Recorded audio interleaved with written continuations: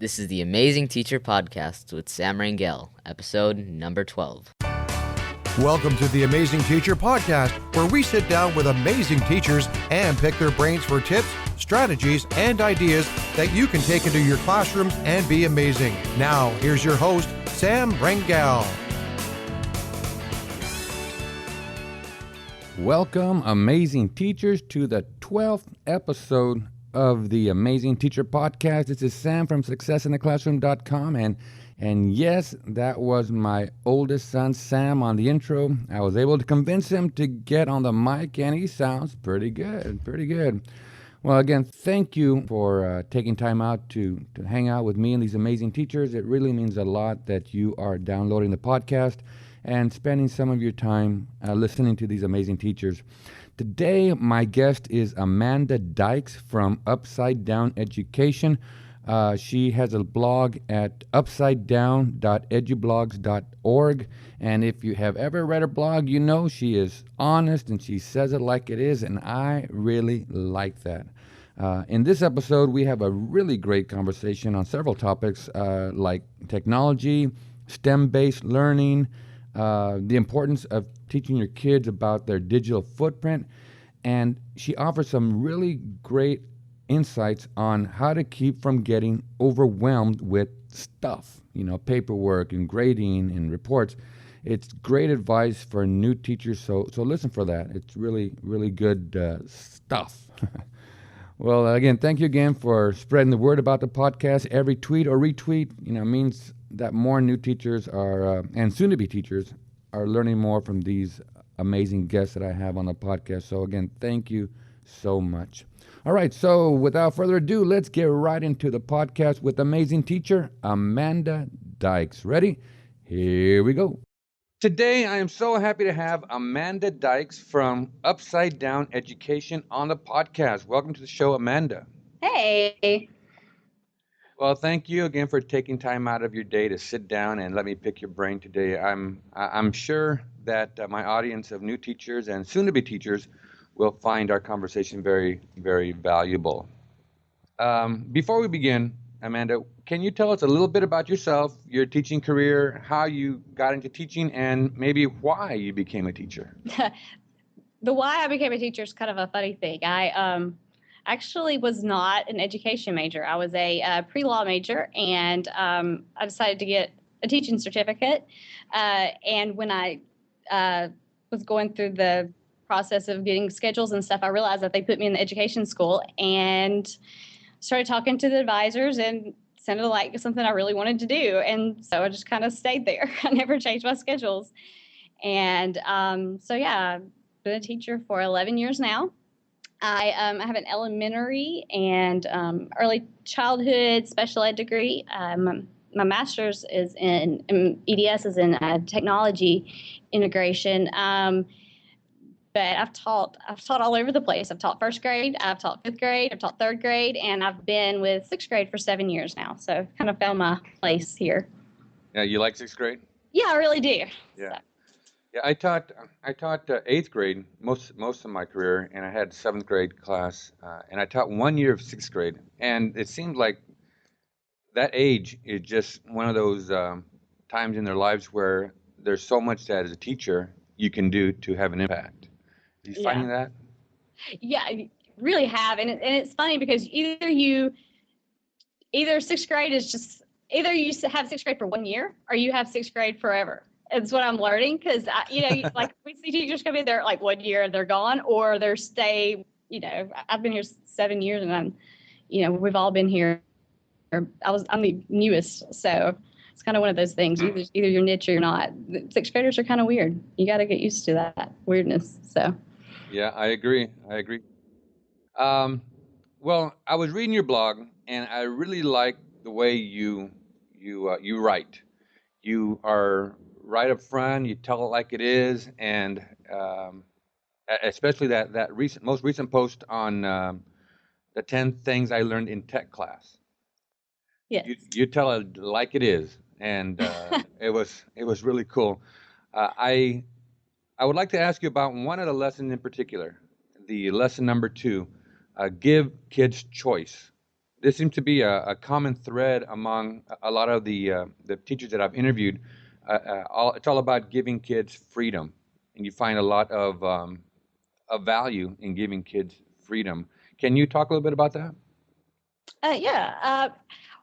That's one thing I've learned over the years is that if you tell, especially, I mean, with middle schoolers, especially, they're going to be very defiant no matter what. Mm-hmm. So when they do have that choice, they they kind of like that little bit of freedom that they're not really used to, and a normal everyday classroom. Kids are all different. I mean, we all have different learning styles. We all have different interests, different hobbies. So when I do give kids choice, I try to give them choices that will always kind of let them use their gifts, their talents, whatever they're good at. I teach one science class a day, and so I've taught that class for about 4 years now. This is my first year to teach technology, and so in the science class, I've always given them the opportunity when we have projects. It can be things online, it can be things on posters. That aren't kids, you can act things out, just to get where they're comfortable. Because if they're comfortable, they're going to learn what you need to learn and not focus on, if I'm trying to make them make a website and it's on whatever they want it to be on, mm-hmm. They're going to focus more on making the website than they are, I got to research about, different types of HTML and HTML5. They're going to focus more on what you want them to do when they're doing it with some way they enjoy. And I see a lot of kids when they get that choice.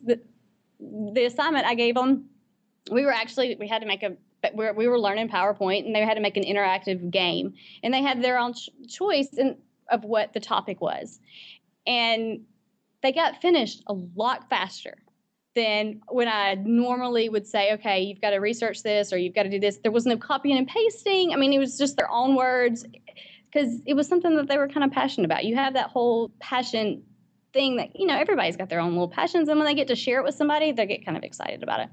Right. And when with middle schoolers, motivation seems to be a big challenge. They got so many other distractions in life right now. They're looking at boys or girls and doing schoolwork. It doesn't seem to be high on their priority list. But what I found, and that's why it caught my eye, because one of the greatest revelations as a teacher was when I started giving kids options on how to turn in or how to complete the assignment. It's one thing to, write me a report, but it's another thing to say, you can write me a report, or you can do a script, or you can do a video, you can make a PowerPoint. That seemed to have given more kids motivation, and I got a lot more work turned in. Yeah, I see that more. I've seen that so many times. If it's just everybody has one assignment, it's so hard for me to get them to do it, to turn it in. But if they have choices, man, they're all over it, because it's their thing. They get to do what they're comfortable doing. Right. And I like what you said about connecting to their talents, finding out what they're good at, and using that in their assignments. Do you do that often? I try to. That's kind of one of those things. It's hard because, of course, as a person, as a human, you have your own talents, you have the things that you enjoy. And so, of course, you're going to start focusing on that. And I totally forget those other people that, when you look at the different learnings, skills, there are people that are nature learners that learn from nature, from going outside and investigating things like that, or for just being outside. I don't ever think about those kind of students, because that's not something I usually do. So, it's kind of, I guess as a human, we kind of mess that up sometimes. And I know I do. I start focusing, okay, we got to get this done. We got to get this done. This is the way that would be easiest for me. And we move on. And I forget, wait, there's kids that don't like to draw things. And there's kids that don't like computers. There's kids that want a notebook and a poster board and some markers, and they're happy. And so I've got to go back and remember. And I try to go back through my lesson plans and say, okay, did I hit everybody's group at least once? And that's the thing. But when you give them those choices, they just hit it every time. Yeah, and I totally agree. And I think that would be one of the great takeaways for new teachers from this podcast is give kids the choice to do what they're good at and to get that assignment turned in. I think that's great advice. You're teaching technology for the first time, you said? Yes, I am. And So what kind of class is that? What do you do in that class? that's the question of the year. Yeah, the 2 weeks before school started, I got a phone call from my administrator, and he said, we kind of are short an elective this year. We had a lot of kids take, we usually have art as an elective, and we had a lot of the upperclassmen try to want to take that class, and so with the sixth grade, we were kind of short an elective. So he asked if I would want to teach technology. That's my my master, my degrees are in that. So he knew that I knew about it, and yeah, of course I jumped on it because I needed a change and it sounded fun. But yeah, I had 2 weeks to kind of decide what the class would be like, and so that was kind of very overwhelming. But what I've kind of focused on the first 9 weeks, we just kind of focused on how to go online, how to be safe online, the whole digital citizenship kind of focus that. And believe it or not, we focused on like Google, things like that, just your basic internet skills. Last 9 weeks, we kind of hit the state standards that they have to learn Microsoft Office and stuff like that. Starting this 9 weeks, it's going to totally change. I'm focusing more STEM based.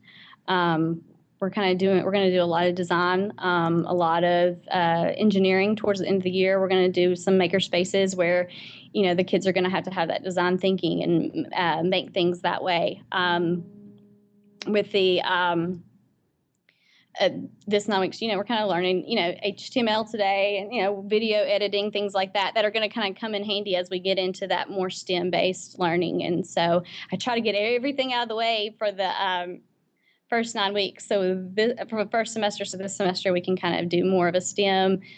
I'm a science person, so I can mix that science in there and, kind of get that thinking started, because it's something that schools are lacking. They're lacking coding. They're lacking the engineering process and building and going in there and programming stuff. So that's kind of where our focus is going to be. I think that's awesome, especially nowadays with technology so big in the lives of our kids. I know when I first started teaching, there was no technology in the classroom, and it's amazing where we've come in the last 20 years. Tell me about STEM. You mentioned it a couple times. What is STEM and STEM-based learning? STEM is science, technology, engineering, and math. You hear a lot. People are starting to put STEAM into there, and they put the arts in there. That's more of the design process. And what it does is it pretty much embodies all of it into one. Science so many times has gotten to where science is memorizing the order of the planets, memorizing what a cell looks like.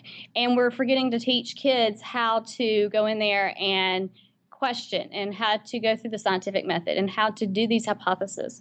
And science is so much more. I mean, that memorization is just that small little bit. And technology and math and engineering is all part of science. It all kind of goes back to that science thinking. And so with STEM, it's more of that, those four as a whole.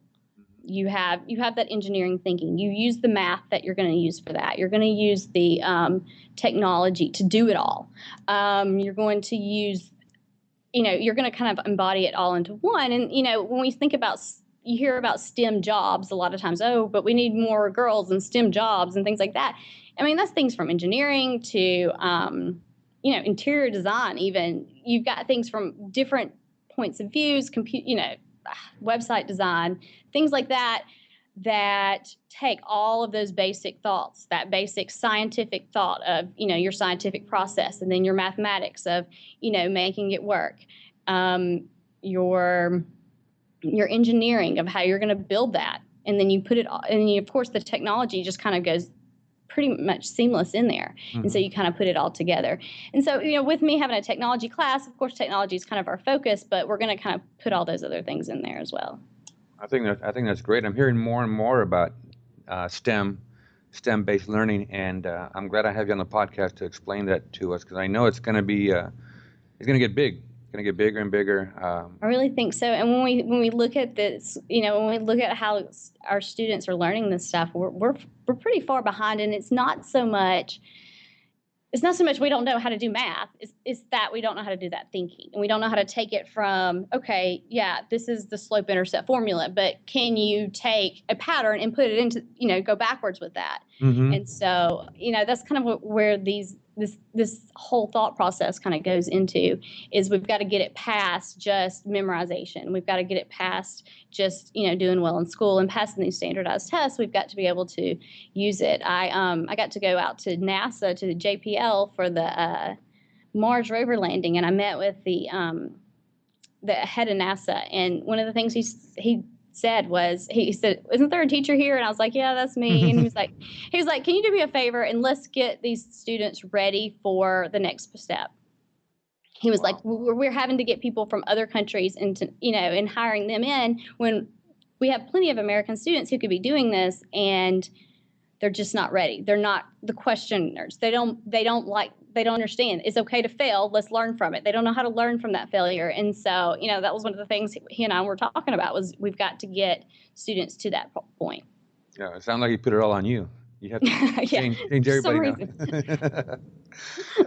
Thanks, Mr. Bolden. Yeah. No, but I appreciate you sharing your thoughts on STEM-based learning. I'm like I said, it's gonna continue to grow and hopefully filter down into more and more schools. I think that's a great way to learn.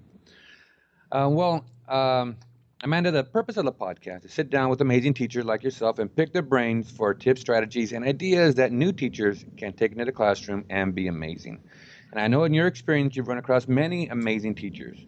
Can you tell us, what are some of the qualities that are common in the amazing teachers that you've run across? I would say that one is they're lifetime learners, that they are people who are open to learning new things. They're not the ones who go, "Oh, I have to go to a professional development," which of course we all think that, because usually they are pretty boring, just to be honest.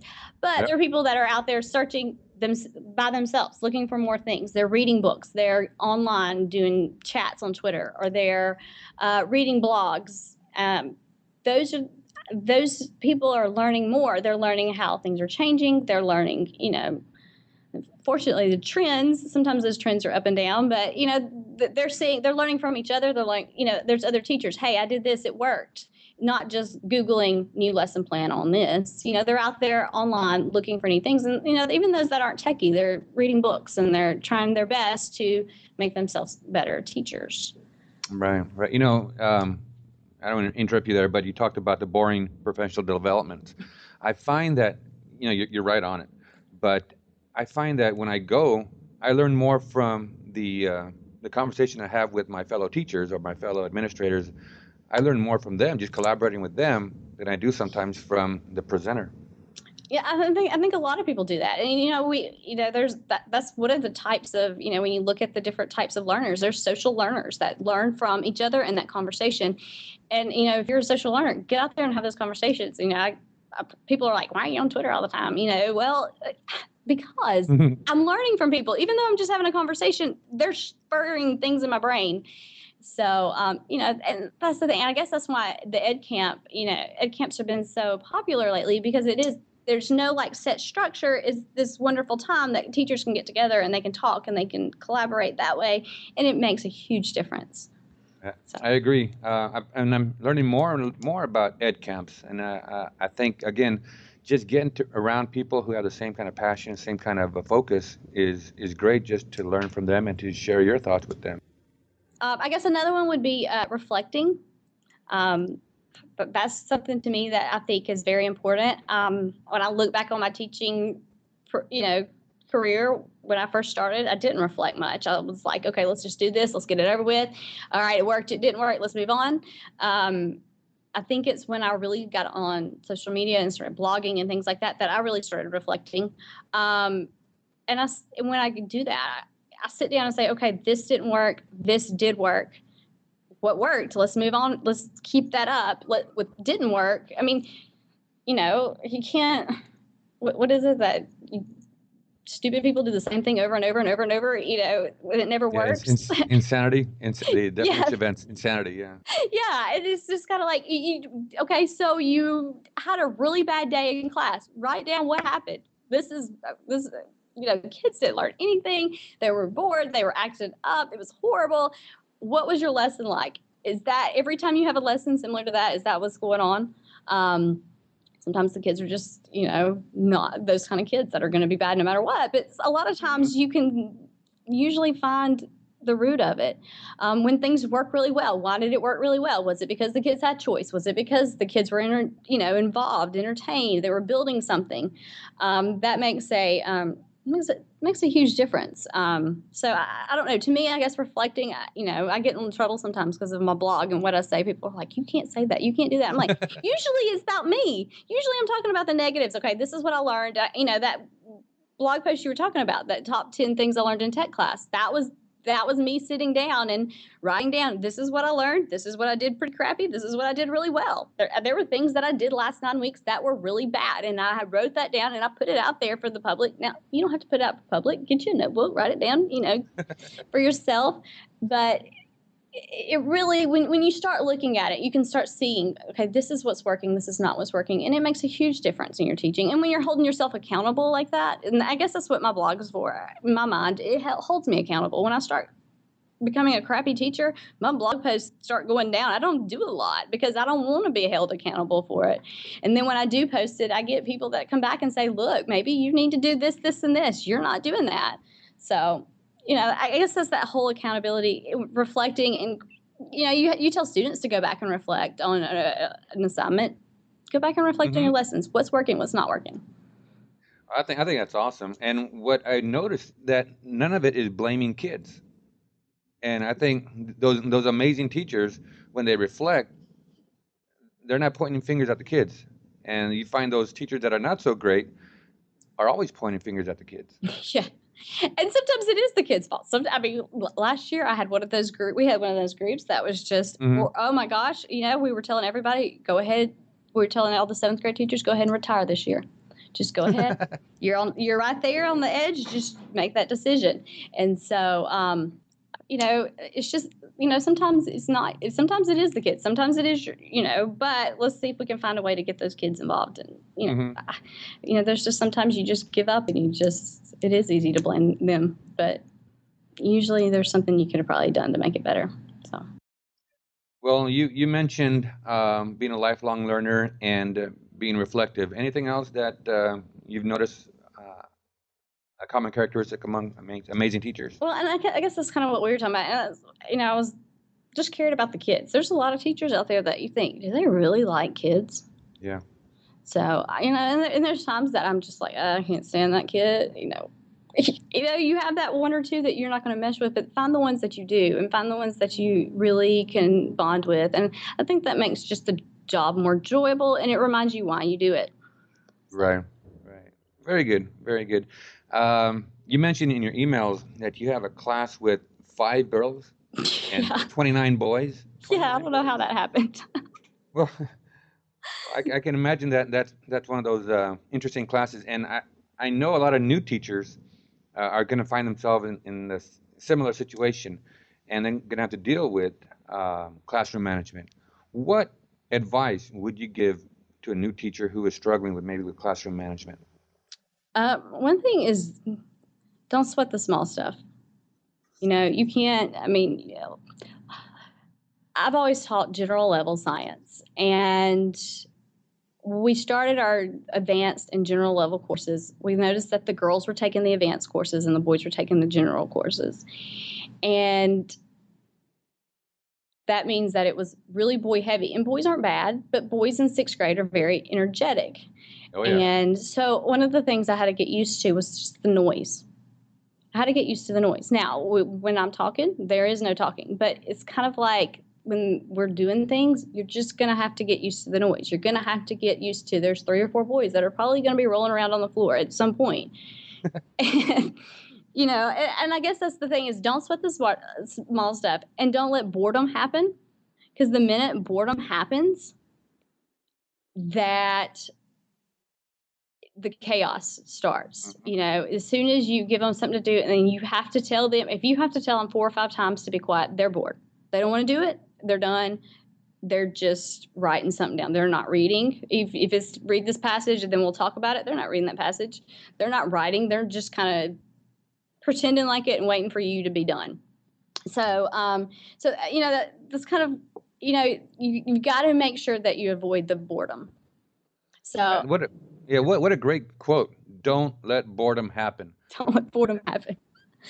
And I'm so bad about that. Sometimes you come in the classroom and you've got this email that has to be responded to right then at that time. And I'm the tech rep here. So like I have to do like all the tech coach stuff and teach 6 classes a day. So there's sometimes that I get this email, oh my gosh, all of our computers are down over here.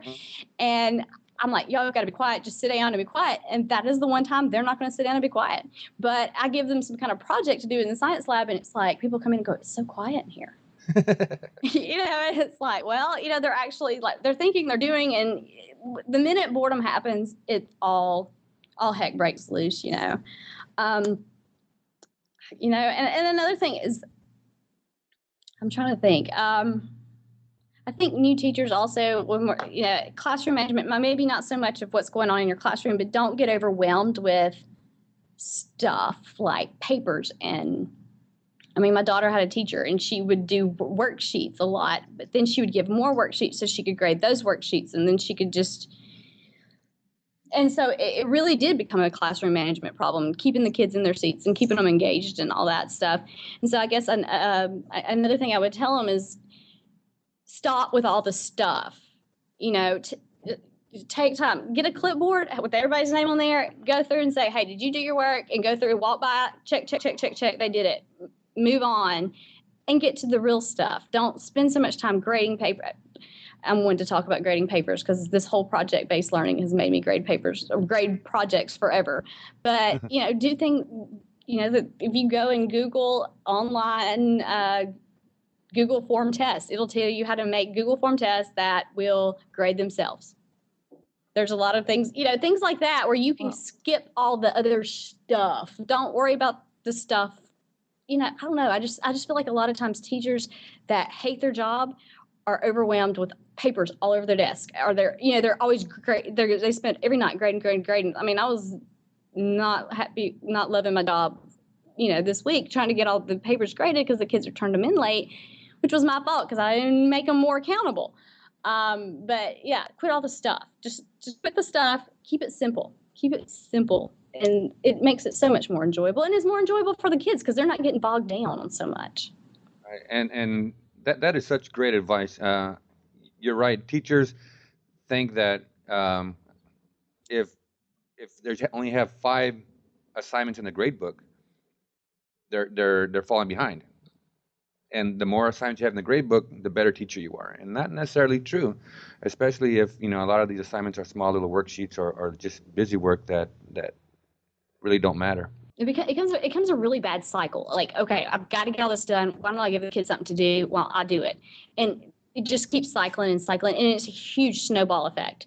So, I'm always one of those, if you can make it where it's not on, if you can make it where it's online, or you can make it where you have a clipboard that has all your work and you can kind of keep up with who did it and who didn't. I always make a list of who just didn't do their work. Like if I'm checking an assignment and I walk through, I write down who didn't do it because that's usually the smallest amount of work. Mm-hmm. And then I just put in my grade book, everybody that did it, you got your credit for it because this is just classwork. We're learning and you need to just, we have to do these grades. People say, oh, well, don't do grades. Well, we don't get a choice. So, okay, well, give them credit for doing it. If it's a test, I understand. But if it's not, give them credit for doing it. And then the ones that didn't, then leave that blank. And so it kind of makes it a little bit easier when you just simplicity, I guess. Yeah, you're absolutely right. Absolutely right. And again, like you said, it makes the job more enjoyable. Who wants to go home after school and stay in school grading papers? Yeah, exactly. And it's part of the teacher life, but after a while, it gets tough. It really does. You sacrifice time with your family, and that's a great advice. Focus on keeping things at school and minimalizing some of the work. Exactly. Good. Well, do you have a favorite quote that has inspired you as a teacher? I do. I have a favorite quote, and I have it, and it's like people change up quotes over the years, but I have this one quote and I keep it on all of my emails because it kind of reminds me every time I send out email. I have it on my wall. I have it so many places. And I guess because I'm a tech person, and so this kind of keeps reminding me when I get bogged down in, oh, we need to do this technology. We need to do this technology. And it is the illiterate of the 21st century will not be those who cannot read and write, but those who cannot learn, unlearn, and relearn. And Alvin Talford wrote that, and I just think that's great because I think that that's what we forget. We forget that we got to do this, we got to do that, but we forget to teach them just how to learn something. How to learn something new. That's huge. Kids really and truly don't know how to learn something new. I updated a couple of the PowerPoints on the computers, and they're like, "This doesn't look like the regular one. I don't know what to do." Why not? It's the same thing. But it's just one of those things. Okay, so this failed. So let's relearn. Let's figure out how to make it better. Things are going to change constantly. We cannot teach them anymore. Right. We're to this point where our society is changing. I mean, you have Moore's Law that technology is going to double every 2 years. So we've got to prepare them for a society that's not even here yet. So to me, that whole learn, unlearn, relearn thing is huge. It's just, if they can have those skills, they can do anything. Right. Very, very good. Very good. Yeah, it's amazing how fast technology is moving. It really is. You just gotta just catch up. A lot of those old guys like me, I've always been good at technology. I've always been good at computers, but I find myself falling behind now. It's just moving so fast. My boys know more about some of the new stuff coming out than I do, and I think that's another thing that teachers think about. Oh, well, the kids have always known computers; they know how to do this. But they really and truly don't. They really and truly do not know how to use just basic things beyond what they do every single day. And they don't know how to connect with, okay, so yeah, I'm on social media every day. How do I connect that with my learning? They don't know how to do that. So as teachers, we've got to kind of guide them, and we've got to kind of know, not just assume just because they've grown up with technology that they know all about it. True. And something in your blog you mention quite often is the digital footprint. I know that's how I found you, because your heading is my digital footprint, and I found where you're located online. But you're also talking to kids about how to leave their digital footprint. Can you talk a little bit about that? Yeah, we talk about how to, you're going to have a digital footprint, so you might as well be the guide of where it's going to go. It doesn't matter when you're born. I mean, they're talking about how I was reading somewhere that kids before they're born have a digital footprint. As soon as their parents get a sonogram, they put it on Facebook, and there it is. Here's our new baby boy, and his name is going to be Michael. You have a digital footprint from that day. So it's huge to make sure that you're in control of it. And we talk about that. I talk about that with my students. What somebody else posts about you and puts your name on there, that is part of your digital footprint. So you've got to be more positive and post the positive, that makes it outnumber the negative. And I tell the kids, Google yourself. I know I try it once a month to Google myself and go through and see what I can find, make sure there's nothing that I posted online. I've had people say something, to be careful of what I say online, and that is something I need to work on. And that's part of our digital footprint. And so when we have kids and we have students, we've got to make sure that they know that they can be in control of that. They can have that positive, they're their own PR person. So. Very good. Very, very good. Very good. So if you could sit down with a new teacher just starting out in their career, and you had time for only one piece of advice, what would that piece of advice be? Have fun. Have fun. I think as teachers we forget that we're teachers because it's a fun job. It was a fun major in college. It was a fun, you see all the fun stuff, and we forget that that's why we're teachers. It's a fun job. We get to play all day with kids. Maybe our playing is a little more structured, but have fun. We forget that. We get wrapped up in standards and testing and do this and do that and do this and telling the kids, do this, that we forget they're kids. Have fun. We need to have fun. We need to have more fun. We need to laugh more. They need to laugh more. That's awesome. That's awesome. Yeah, and like I said, in those first few years, new teachers, they're bombarded. They're overwhelmed. They really are. And it's tough to just have fun, but no, that's great advice. And I think once you start having fun with the kids, you enjoy coming to work a lot more. And it's terrible to have to wake up in the morning saying, "Oh no, I got to deal with that class or that coworker or whatever." But having fun, good advice. So Amanda, what is happening now in your life that you are excited about? It's happening that I'm excited about. I guess, I don't know. I mean, I feel like I'm to the point where I'm really starting to get a handle on this new class that I'm doing, and to me that kind of stuff's fun. I enjoy social media and connecting with other teachers. I really enjoy things like that, and going to conferences, and those are things that are exciting. Awesome. Well, I gotta tell you, Amanda, I really enjoyed reading your blog. Thank you. It's good stuff that I think every teacher needs to read. And like you said, you say it like it is, and I appreciate that. And I think that's what makes your blog so special. Thank you so much. Yeah. So if people want to say thank you for sharing all your amazing insights, where can they find you? I am on Twitter at Amanda C. Dykes, and that's Dykes.